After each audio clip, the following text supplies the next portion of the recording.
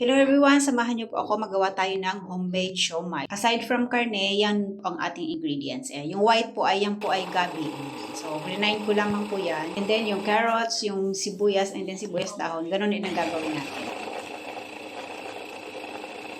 After that, lagay lang natin sa mixing bowl and yung karne naman, lagyan natin ng isang pork cube and i-grind ulit natin yan para mas pino.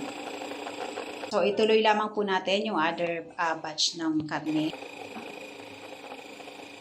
Kung wala po kayong food processor sa bahay, pwede nyo pong ipagiling na po yan sa supermarket or sa palengke ng mas pino. Add 2 tablespoons of oyster sauce, pepper, durog na pepper, and then yung sesame oil, 2 tablespoons din po. And then maglagay tayo ng isang egg. Instead na flour ang ilalagay natin, yung gabi na lang po ang nilagay ko. So, hindi ka magdagdag ng flour dyan, mga 1 tablespoon na lang or 2. Gabi kasi, pas magiging firm po yung texture ng siomai pagka naluto na siya, pag na-steam na siya. Ayan, so i-mix lang po natin yan hanggang sa mag-combine yung lasa niya. And then you can adjust po sa taste ng ng timpla niya, depende po. Mas maganda ay yung saktong timpla lang po. So hindi siya matabang, hindi naman siya maalat kasi i-dip pa po yan sa soy.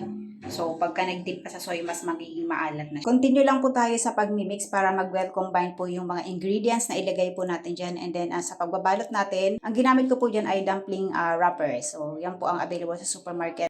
Isang scoop lang po ang ilalagay natin, equivalent of 1 tablespoon po yun. Ayan, continue lang po tayo sa pagbabalot hanggang sa matapos natin lahat. And this is the second time na nagawa ako ng siomai, and then yung itong first time na ang ginamit ko po ay instead of flour, ang ginamit ko po ay yung gabi. Sabi kasi ni Mami Tess ay masarap daw po gamitin sa paggagawa ng siomai, masarap daw pong gamitin yung gabi. Ayan, so trinay natin and tikman natin yan mamaya. After a few minutes na matapos nating ibalot yung ating ginawang mixture of siomai, ayan na po siya. Ito na po yung lahat ng nagawang ko. Ito po ay 100 pesos worth lang ng giniling. And then, plus yung isang carrots, isang gabi, and then yung 5 pesos lang po na sibuyas dahon. Ayan. I-steam lamang po natin ito hanggang sa maluto. Ayan. After mga 30 minutes, ay eto na po siya. Ready to serve na po. And masarap po ito. Masarap po siya. So, pwede nyo po itong gayahin.